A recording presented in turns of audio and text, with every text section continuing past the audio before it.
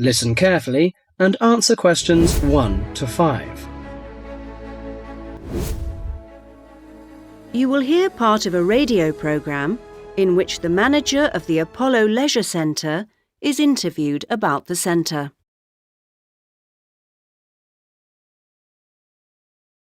Next, I'd like to welcome Carol Brown, manager of the Apollo Leisure Centre. Carol, welcome. Thank you. Now, Carol, the Apollo seems a familiar sight, but how long has it actually been here? Well, we started negotiations to take over the previous Active Life Centre that used to occupy the premises in 2000 and planned to open in 2001, although the usual delays meant it was 2002 before we were up and running. And do you have quite a mix of members, or are you focused on certain groups? It's pretty broad, actually. There are something like 200 adult members, so that's our biggest group, but we also have as many as 100 youth members, together with about 50 family group members. And I think we'll see that section growing to 100 over the next couple of years. Healthy numbers. Yes, and we'll be developing the centre to make it even more attractive. We're hoping eventually to build in a rock climbing wall, which would make a useful addition. We've already opened our swimming pool, which is hugely popular, and we'll have a massage room open within 12 months. Now, I understand you have different categories of membership? Yes, to suit every pocket. Blue membership includes all facilities for the member and a guest at all times, which is good for people with unpredictable timetables. If you can make it during daytime hours, red membership gives you excellent returns for your fee. As for only half price, you can use all the facilities during the day, and they're actually less crowded then. Green membership is designed for people who are only able to come infrequently, and so, of course, costs less. And there are chances to socialise? Oh, certainly. Our cafe is very popular and is a nice place to wind down and chat after working out or whatever. In fact, while it used to shut at 8, we've extended that to 9 now, with last orders taken at 8:30. It serves a whole range of food and drink. So if someone wants to join, what do they do? Come and see us. We'll give you all the details. The induction process takes about an hour and a quarter, which includes 3/4 of an hour on average with a personal trainer, and something like half an hour being shown round the different facilities. So we'd be well looked after? Definitely.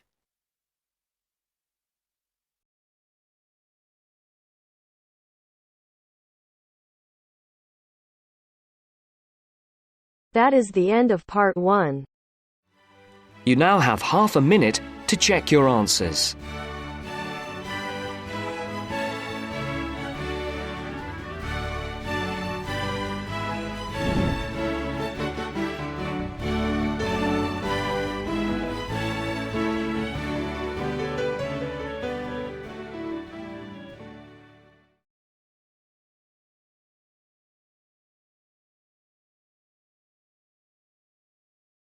Thank you. Now we're done with the first part.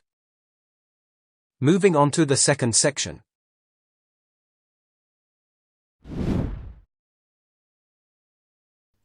You will hear a student, Alex, asking his tutor for advice about essay writing. Listen carefully to the first part of the conversation.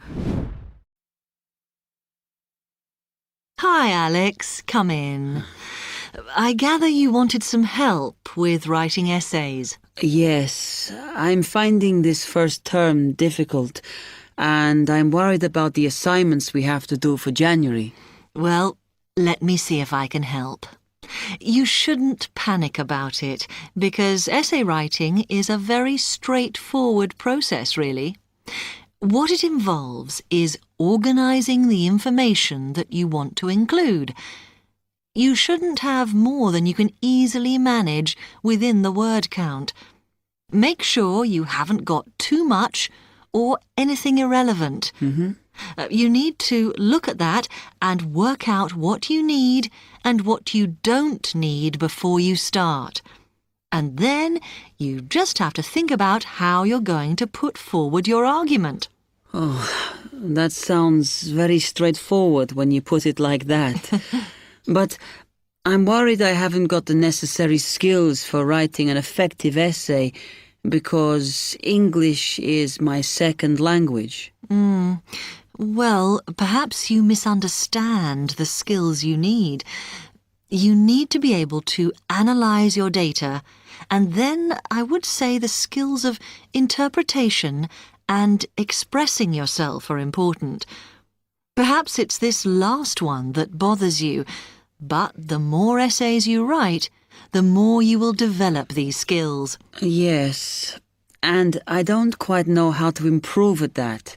Though, as you say, I know practice will help. And I need to make sure I've got everything ready before I start. Yes. What is vital to good essay writing is preparation. So make sure you build in enough time to do the research you need. Are there any other sources I can use to help me with essays? Yes.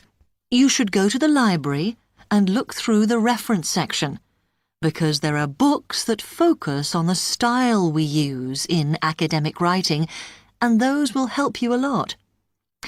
The other thing that you should think about is what happens when you've actually written your essay.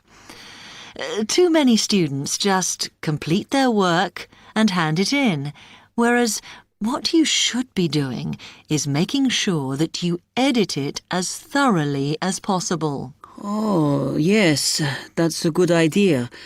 Then I'd pick up any mistakes and also see if it reads logically. Exactly. The other thing is, again, what a lot of students do is get their essays back, look at the marks, then just file it away. They don't realise that if they checked it through and looked at what the tutor had written, then they can learn from their old essays. Yeah, I can see that's a good idea. So, is that okay? You can always come back to me. Actually, there were a couple of other things I wanted to ask you about essay writing. I had a few thoughts of my own about what I should do, such as really taking good notes when I'm reading, because that helps, doesn't it? I think it improves your knowledge rather than your actual writing. But one tip I can give you is to try and not read too much.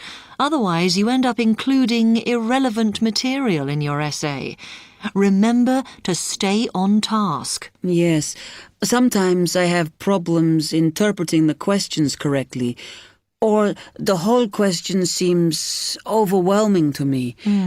What I try to do is highlight the key parts and divide it into smaller chunks so I can manage it. Well, you might find it useful to break it down even further by making sure you understand all the words perfectly before you start. Things like assess or comment and such like. Yes, I see. Sometimes, after an objective analysis, the question actually asks you for a subjective opinion. But you must remember to support your arguments if that's the case. One final comment I can make is about using your own words. You must try to do this as far as possible. You're expected to summarise what you've read, not just string together a list of quotations. In fact, you shouldn't have too many. Just use them where it's really important. Okay, thanks. Do you read other students' essays when you've finished? No. Why? Is that a good idea? Well, you can confuse each other, so I'd advise against it. But it's up to you. Okay. Thanks very much. You now have half a minute to check your answers.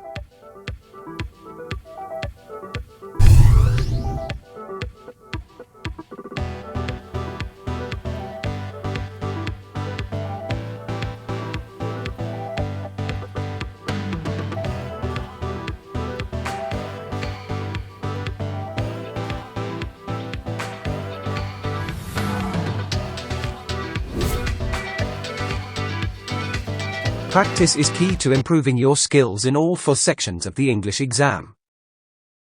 By practicing regularly, you become familiar with the format and types of questions, improve your time management skills, and gain confidence in your abilities. Do you understand clearly?